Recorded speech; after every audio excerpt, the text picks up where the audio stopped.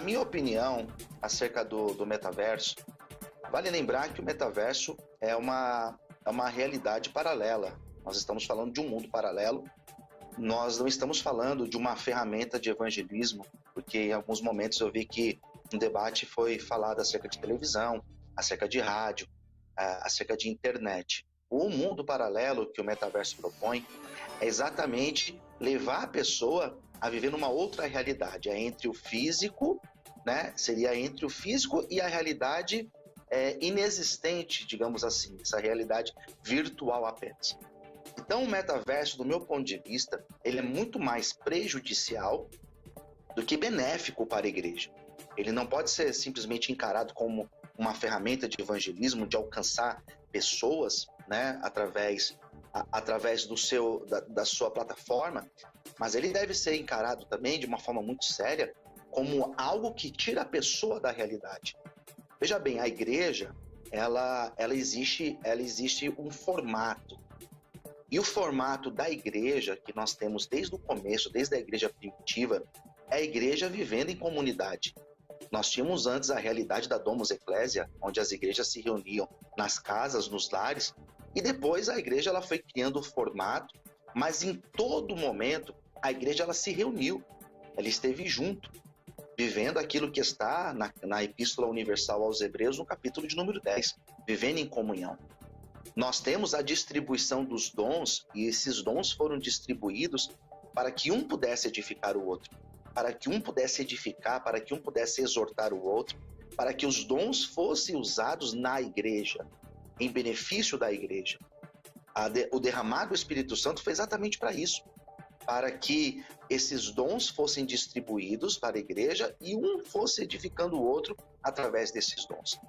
Nós pensamos na realidade do metaverso, nós estamos lidando, numa grande maioria, com pessoas que, de certa forma, têm dificuldade de se relacionar no mundo real, no mundo físico, nesse mundo palpável, onde nós congregamos, onde nós abraçamos, onde existe essa sinergia, onde existe esse abraço, esse toque que é tão necessário para a construção do indivíduo e também na construção espiritual.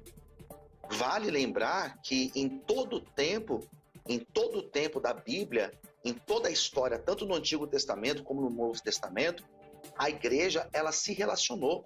As pessoas se relacionaram. O povo de Israel tinha um relacionamento um com o outro.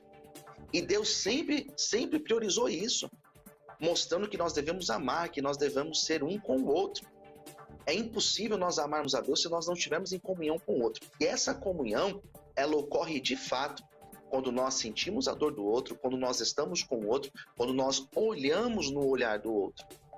Por mais que exista a realidade virtual de um atendimento médico através de uma videochamada, o contato, né, a conversa, o diálogo através de uma videochamada, isso não é comparado ao metaverso, onde a pessoa ela vai criar um avatar e ela vai viver dentro de uma outra realidade. O metaverso é isso, é uma outra realidade.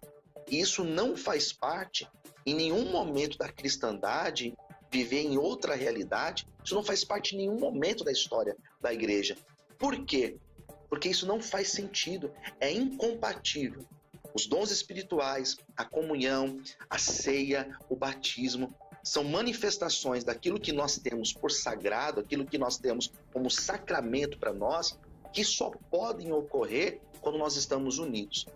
Por mais que quando teve a pandemia, o início da pandemia, onde as igrejas precisaram ficar fechadas e nós tivemos que fazer uma adaptação dessa ceia à distância, onde nós tivemos que fazer os cultos de forma virtual, as transmissões de culto, isso não é comparado a uma realidade virtual. Então, quando eu crio um avatar, eu vou criar uma ceia virtual, eu vou criar uma ceia também adaptada ao avatar, para que a pessoa, para que o íconezinho possa ceiar. Então, eu não vejo sentido de nós vivemos dentro de um metaverso ou a igreja está adaptada a isso.